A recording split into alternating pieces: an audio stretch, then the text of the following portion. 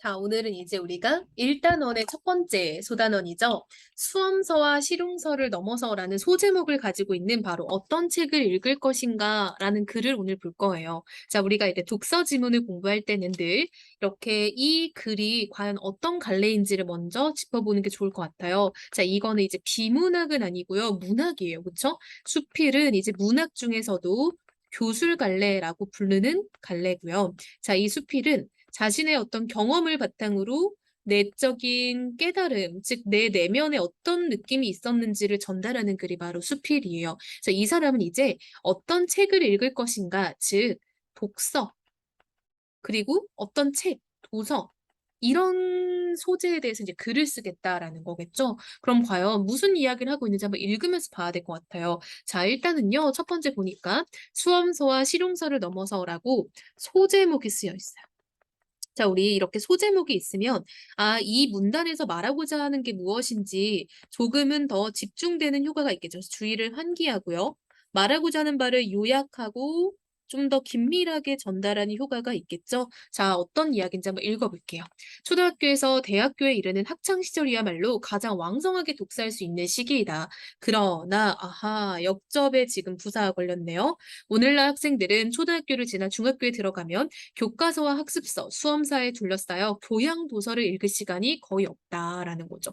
그러니까 아이들은 지금 어떤 자유로운 글을 읽기보다는 공부를 위한 글을 읽는다라는 거겠죠. 한마디로 지식 위주의 독서를 하게 된다라는 거야. 근데 과연 친구들이 공부를 안 한다고 해서 책을 읽을까요? 그쵸? 유튜브나 TV나 뭐 재밌는 게 너무 많잖아. 그치? 자, 시간이 생기면 인터넷이나 컴퓨터 그대로 나왔어. 컴퓨터 게임을 하거나 만화책 읽기에 바쁘다. 그들이 읽는 문학 작품이나 교양 도서는 수능이나 입시 준비를 위한 것들이 대부분이다라고 해서 지금 약간 학생들의 독서 현황에 대해서 이야기를 좀 하고 있죠. 학생들의 독서 현황이라는 거, 현 상황이라는 거예요. 그러니까 아이들은 수험서를 읽거나 혹은 공부하지 않을 때는 책 읽기보다는 다른 걸 하게 된다라는 거죠. 성인도 사정이 크게 다르지 않다라고 해서 아, 이 윗부분까지는 이제 청소년의 이야기를 하고 있었죠. 근데 이 부분부터 성인도 마찬가지다라고 해서 같은 내용이 지금 이어지고 있죠. 실용적인 책, 재미있는 책, 많이 팔리는 책 위주의 독서가 대세를 이루면서 개성 있는 교양인의 독서가 사라지고 있다라고 해서 여러분 보세요. 자, 글쓴이가 지향하는 독서는 뭐야? 그렇지. 바로 여기 있는 거죠. 개성 있는 독서. 근데 보통 지금 사람들은 뭘 읽냐? 실용적이고 재미있고 많이 팔리는 거. 예를 들면 봐봐. 우리 서점 가면은 올해 많이 팔린 책 해서 이제 베스트셀러 이렇게 쫙 깔려 있죠. 실용적인 책은 뭐가 있겠어요? 부동산, 주식 투자 이런 책 있죠. 재미있는 책은 뭐겠어요? 약간 좀 그래도 좀 재미를 느낄 수 있을 만한 뭐 웹툰을 소재로 하는 뭐 책이라니까. 그러니까 웹툰을 인쇄한 책 뭐 이런 것들이겠죠. 한마디로 지금 글쓴이는 이런 것들에 지금 대비가 아쉽다라는 거죠. 요즘 성인들이 주로 읽는 책의 목록을 떠올려 보자. 거기에는 연애나 목돈 만들기, 그쵸 여러분? 이 목돈이 뭐야? 재테크잖아, 그치? 현실에서 부딪히는 문제를 해결하는 데 도움을 주는 책, 요리와 재산 관리, 여행, 취업과 생업 등에 도움을 주는 책이 포함되어 있을 것이다. 반면 당장에는 쓸모가 없어 보이지만 자, 이게 바로 뭐야? 글쓴이가 지향하는 책인 거죠. 당장엔 쓸모없어 보이지만 정신을 살아있게 하고 성장하게 하는 책의 비중은 점점 줄어들고 있다라는 거죠. 자, 그럼 이걸 또 나눠보면요. 보통 요즘 사람들은 이런 책들을 읽고 있는데, 그쵸? 근데 글쓴이가 지향하는 책은 바로 당장에 쓸모는 없어 보여도 정신을 살찌우는 책이라는 거지. 자, 이번에는 뭐야? 성인들의 독서 현황이라고 볼 수 있겠죠. 성인들도 크게 다르지 않다라는 거죠.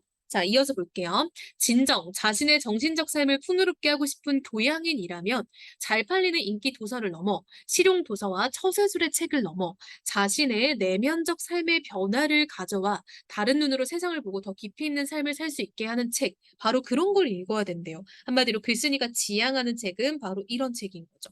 글쓴이가 지양, 즉 원하지 않는 책은 이런 거죠. 잘 팔리는 인기 도서, 실용도서, 처세술의 책 이런 거죠. 그래서 아, 글쓴이가 지양 안 좋아하는 거, 지향 좋아하는 것과 명백히 지금 다르죠. 그래서 자신의 정신을 삶에 풍요롭게 하고 싶다. 이게 이제 글쓴이가 생각하는 어떤 독서의 목적이겠죠. 바람직한 독서란 이런 목적을 가져야 된다라고 보는 거예요. 먹고 싶은 음식만 먹는 편식이 비만, 콜레스테롤 수치 증가, 비타민 부족, 당뇨, 고혈압 등을 유발하듯이 읽고 싶은 책만 읽는 편독도 정신적 성장과 건강의 불균형을 초래한다라는 거죠. 자, 보세요. 이렇게 우리 앞에 나와 있는 것들, 즉 편식은 나빠라는 거 일반 사람들 보통 다 알고 있죠. 편식으로 인해서 얻게 되는 문제점을 가져다가 편독도 마찬가지야라고 지금 비유적으로 표현하고 있는 거죠. 독서를 편식하는 것 역시 편식처럼 뭔가 안 좋은 문제들을 발생시킨다라는 거야. 도서관이나 서점에 가서 제목만 들어보고 읽지 못한 소설책, 역사책, 철학책, 사회과학책, 종교와 예술에 관한 책들을 꺼내들고 호기심을 자아내거나 마음을 움직이는 책을 찾아 읽는다면 인생을 바라보는 새로운 시각과 세상을 넓게 보는 안목이 생길 것이다. 그러니까 추천하는 거죠. 그런 책들은 약으로 치면 몸 전체의 상태를 조화롭게 만들어주는 보약과 같은 역할을 한대요. 아, 그래서 지금 역시 또 약에다가 빗대어서 비유적으로 드러내고 있는 거죠. 어느 한 종류에 치우치지 않고 다양한 종류의 책을 균형 있게 읽는 것이 조화로운 정신 상태를 유지하는 길이다라고 해서 지금 글쓴이가 추천하는 건 바로 뭐야? 종류에 치우치지 않고 다양하게 균형 있게 읽는 거. 그리고 또 어떤 책을 읽자? 자, 여기 나와 있죠? 그냥 내가 원래는 관심이 없었지만 그냥 제목만 보고 호기심을 만드는 책을 읽는다면 우리가 이런 안목을 가지게 될 거래요. 그래서 지금 글쓴이는 어떤 새로운 독서 습관을 지금 권장하고 있죠. 글쓴이가 권장하는 독서 방법인 거죠. 그러니까 잘 알던 분야가 아니더라도 우리가 그냥 뭐든 선택해서 읽으면 우리의 안목을 키우는 데 도움이 될 거다라는 거죠. 자, 이번에는 두 번째 소제목이 나왔어요. 어떤 책이 좋은 책인가? 그래서 이 사람이 생각한 좋은 책에 대해서 얘기를 할 건가 봐요. 좋은 책은 어떤 책들을 말하는가? 자, 의문형으로 시작하고 있죠. 자, 의문형으로 하면 당연히 독자의 호기심을 유발하는 데 도움이 되겠죠. 신문과 잡지, 방송과 인터넷 등의 매체가 소개하는 좋은 책의 선정 기준은 무엇인가? 좋은 책과 덜 좋은 책을 구별해내는 기준이 존재하는가? 다 지금 의문형으로 내고 있어요. 물론 모든 책을 가늠할 수 있는 어디에나 적용되는 보편적인 잣대, 즉 기준이겠죠? 어떤 기준은 존재하지 않는다. 그렇지만 좋은 책의 조건을 제시한다면 좋은 책이란 자 이제 글쓴이가 제시를 할 거예요. 자, 우리 한번 표시해 볼게요. 인생의 깊이를 더하고 세상을 밝게 보는 데 도움이 되는 책이 좋은 책이래요. 자, 그다음 두 번째. 세상을 살아가며 올바르게 판단을 결정하는 데 도움이 되고 마음을 푸근하게 만들면서 동시에 영혼까지 맑게 하는 책, 이런 책이 좋은 책이래요. 그리고 세 번째, 가슴과 머리에 진한 흔적을 남겨 삶을 변화시키는 책, 이런 책들이 좋은 책이다라고 해서 지금 좋은 책의 기준이 세 가지가 나왔어요. 자, 첫 번째, 두 번째, 세 번째. 그래서 글쓴이가 생각하는 좋은 책이란 이런 것들이다라고 해서 지금 세 가지를 제시하고 있네요. 좋은 책의 목록에는 우선 시대와 국경을 뛰어넘어 보편적 가치를 획득한 고전이 들어가야 할 것이다. 아, 그래서 지금 글쓴이는 이 고전이란 책, 그러니까 아주 오랫동안 유명했던 책들 말하는 거죠. 이런 건 좋은 책이다라고 생각을 한대요.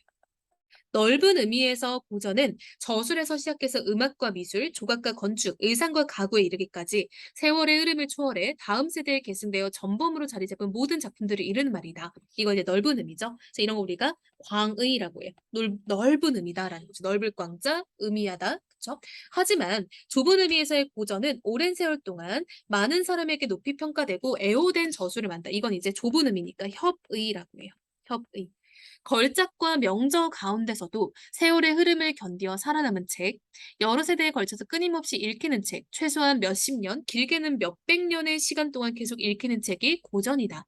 고전은 단지 오래된 책이 아니라 오랫동안 많은 사람이 계속해서 읽는 책을 말한대요. 아, 그냥 오래된 책 말고요.